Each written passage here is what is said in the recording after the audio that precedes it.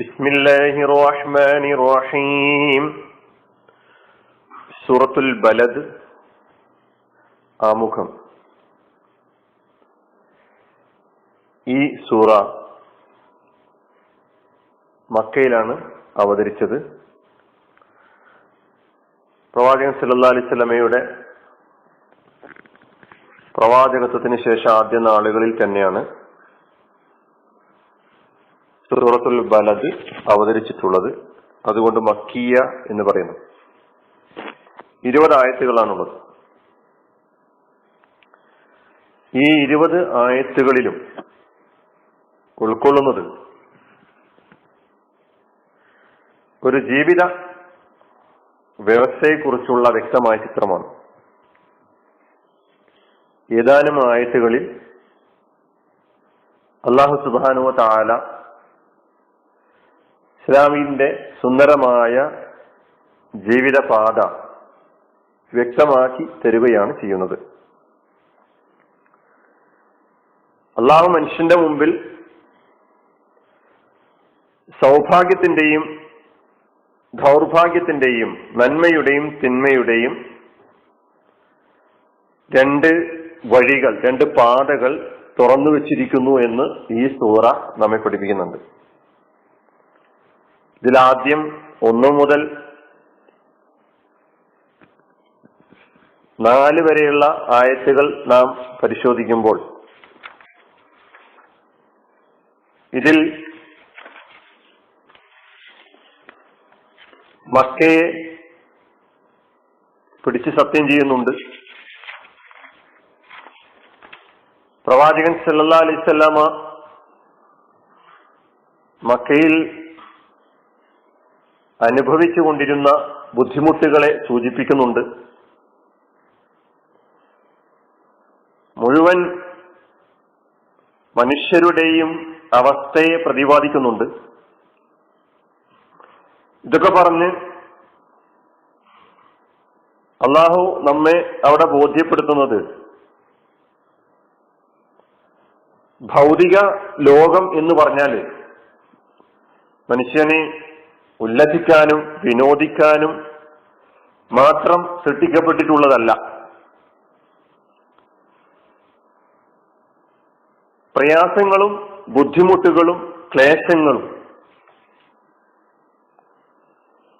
ഈ ഭൗതിക ജീവിതത്തിൽ നമുക്ക് ധാരാളം അനുഭവപ്പെടും. എന്നല്ല, ഈ ലോകത്ത് മനുഷ്യന്റെ ജനനം തന്നെ ക്ലേശകരമായിട്ടാണ് നടക്കുന്നത്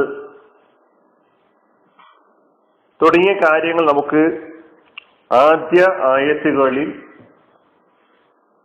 അല്ലാഹു സുബ്ഹാനഹു വ തആല ആദ്യ ആയത്തുകളിലൂടെ നമ്മുടെ മുമ്പിൽ വെക്കുകയാണ്.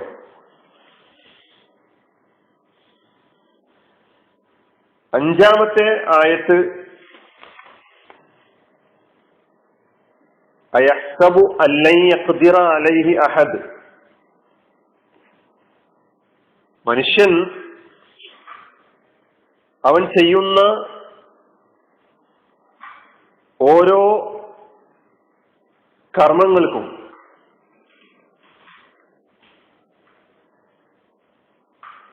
നടപടിയെടുക്കുന്ന ഒരു മഹാശക്തിയെക്കുറിച്ചുള്ള ബോധം എപ്പോഴും ഉണ്ടാകണം എന്നുണർത്തുന്നു. അപ്പൊ മനുഷ്യന് ആ ബോധം എപ്പോൾ നഷ്ടപ്പെടുന്നുവോ അവൻ താന്തോന്നിയായിത്തീരുന്നു എന്നുള്ളതാണ്. എന്നെ നിയന്ത്രിക്കാൻ ആരുമില്ല,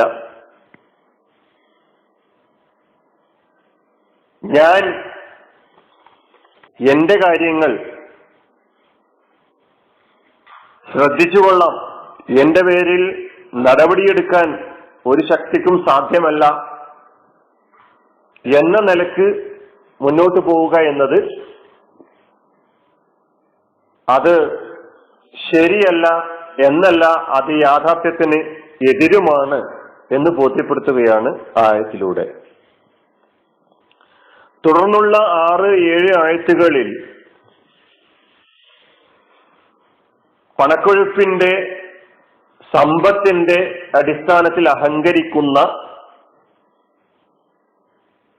സമ്പത്താണ് എല്ലാം എനിക്ക് നേടിത്തരുന്നത് എന്ന നിലക്ക് മുന്നോട്ട് പോകുന്ന ആളുകളോട് നിങ്ങളുടെ ഈ ധാരണ ശരിയല്ല. നിങ്ങൾക്ക് ലഭിച്ചിട്ടുള്ള സമ്പത്ത് എന്ന് പറയുന്ന ഈ അനുഗ്രഹത്തെക്കുറിച്ച്, അതിന്റെ വരവിനെ കുറിച്ചും അതിന്റെ പോക്കിനെ കുറിച്ചും, സമ്പാദിച്ചതിന്റെ പിന്നിലുള്ള ഉദ്ദേശ ലക്ഷ്യങ്ങളെ കുറിച്ചൊക്കെ തന്നെ വ്യക്തമായ ഉത്തരം ബോധിപ്പിക്കേണ്ട ഒരു ശക്തി നിങ്ങളുടെ മുമ്പിലുണ്ട്.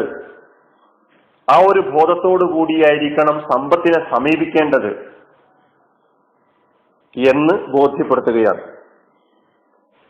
8, 9, 10 ആയത്തുകളിലൂടെ അള്ളാഹു മനുഷ്യന് നൽകിയിട്ടുള്ള വിജ്ഞാനത്തിന്റെ ഉപാധികളെ കുറിച്ച്, അവന് ചിന്തിക്കാനും ഗ്രഹിക്കാനും നൽകിയിട്ടുള്ള കഴിവിനെ സംബന്ധിച്ച് സൂചിപ്പിച്ചുകൊണ്ട് അള്ളാഹു പറയുകയാണ്, ഇതാ മനുഷ്യ, നിന്റെ മുമ്പിൽ നന്മയുടെയും തിന്മയുടെയും ധർമ്മത്തിന്റെയും അധർമ്മത്തിന്റെയും വഴികൾ തുറന്നിട്ടിരിക്കുകയാണ്. ഒരു വഴി ധർമ്മച്യുതിയുടേതാണ്, തിന്മയുടേതാണ്. അത് നിന്നെ നരകത്തിലേക്കാണ് ചെന്നെത്തിക്കുക. ആ വഴി സ്വീകരിക്കാൻ വളരെ എളുപ്പമാണ്. അത് നിനക്ക് സുഖകരമായി അനുഭവപ്പെട്ടു എന്നും വരാം ഈ ഭൗതിക ലോകത്ത്. പക്ഷെ യഥാർത്ഥത്തിൽ അത് നിന്നെ സകല മാനവിക മൂല്യങ്ങളിൽ നിന്നും വ്യതിചലിപ്പിച്ചുകൊണ്ട് അധപ്പതനത്തിന്റെ ഏറ്റവും ആഴിയിലേക്ക് നിന്നെ ചെന്നെത്തിക്കുന്ന വഴിയാണ് എന്ന് പഠിപ്പിക്കുകയാണ്. രണ്ടാമത്തെ വഴി ധാർമ്മിക ഔന്നത്യത്തിന്റെ വഴിയാണ്. നിന്നെ ആദരിക്കുന്ന, നിനക്ക് ശ്രേഷ്ഠത നൽകുന്ന, നിനക്ക് ഔന്നത്യം നൽകുന്ന വഴിയാണത്. പക്ഷെ അത് അല്പം പ്രയാസമുള്ള വഴിയാണ്, ദുർഘടപാതയാണ്, മലമ്പാതയാണ്. അതിന് നീ നിന്റെ മനസ്സിനെ, നിന്റെ ശരീരത്തെ, നിന്റെ ജീവിതത്തെ മെരുക്കിയെടുക്കേണ്ടി വരും. അപ്പൊ ആ പാത നീ സ്വീകരിക്കാൻ തയ്യാറായാൽ നിനക്ക് യഥാർത്ഥ മനുഷ്യനായി ജീവിക്കാൻ കഴിയും. നിനക്ക് സ്വർഗത്തിലേക്ക് ചെന്നെത്താൻ കഴിയും. മനുഷ്യനെ സംബന്ധിച്ചിടത്തോളം ഈ പാത ഉപേക്ഷിച്ചുകൊണ്ട് ആദ്യം പറഞ്ഞ പ്രയാസരഹിതമായ ആ പാതക്ക്, ധർമ്മച്യുതിയുടെ ആ പാതക്ക്, തിന്മയുടെ പാതക്ക് മുൻഗണന നൽകുക എന്നത് മനുഷ്യന്റെ ദൗർബല്യത്തെയാണ് സൂചിപ്പിക്കുന്നത് എന്ന് മനസ്സിലാക്കേണ്ടതുണ്ട്. തുടർന്നുള്ള അവസാനം വരെയുള്ള ആയത്തുകളിൽ ഈ ധാർമ്മികമായ ഔന്നത്യത്തിലെത്താൻ സ്വർഗീയ പാത, അള്ളാഹുവിന്റെ പക്ഷം അല്ലെങ്കിൽ അള്ളാഹുവിന്റെ വഴിയിൽ ആകാൻ ആഗ്രഹിക്കുന്ന മനുഷ്യൻ താണ്ടേണ്ട വഴി ഏതാണ്, അവൻ പ്രവേശിക്കേണ്ട വഴി ഏതാണ് എന്ന് വിശദീകരിക്കുകയാണ്. അത് റബ്ബിന്റെ സൃഷ്ടാവിന്റെ കാരുണ്യം ലഭിക്കുന്ന വഴിയാണ്. അത് സ്വർഗത്തിലേക്ക് എത്തിക്കുന്ന വഴിയാണ്. ധർമ്മച്യുതിയുടെ വഴി നിന്നെ നരകത്തിലേക്കും എത്തിക്കും. ഇനി നമുക്ക് ഈ ഓരോ ആയത്തുകളും, ഈ 20 ആയത്തുകളും ഓരോന്നോരോന്നായി അതിന്റെ അർത്ഥവിവരണങ്ങളിലൂടെ പോകുമ്പോൾ ബാക്കി കാര്യങ്ങൾ മനസ്സിലാക്കാം. അല്ലാഹു സുബ്ഹാനഹു വ തആല നമ്മെ അനുഗ്രഹിക്കുമാറാകട്ടെ. വആഖിറു ദഅവാനാ അൽഹംദുലില്ലാഹി റബ്ബിൽ ആലമീൻ. അസ്സലാമു അലൈക്കും വറഹ്മത്തുള്ളാഹി വബറകാതുഹു.